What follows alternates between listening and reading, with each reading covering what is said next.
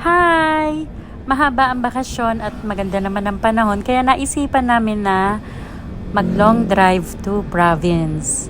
At dito kami dumadaan sa Tanay Marcos Highway. So kung naghahanap kayo ng other option na papasyalan, pwede dito kayo sa Tanay Infanta Quezon Marcos Highway ang daan. Marami na rin po ditong mga restaurants at mga adventures at mga activities na pwede kayong magbakasyon.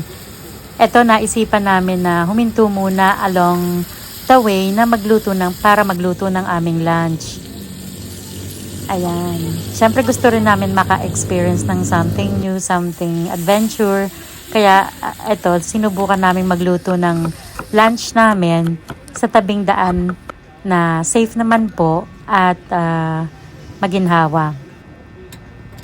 Ito niluto namin pork chop at tinolang manok.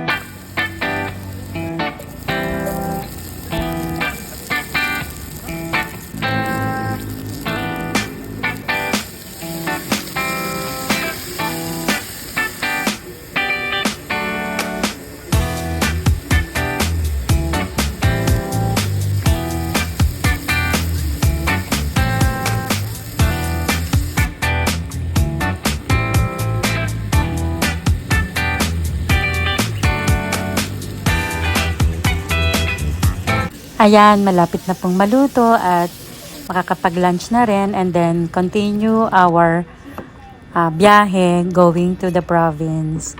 And that's all for today and have a nice day and safe trip dun sa mga gustong magbiyahe. Bye!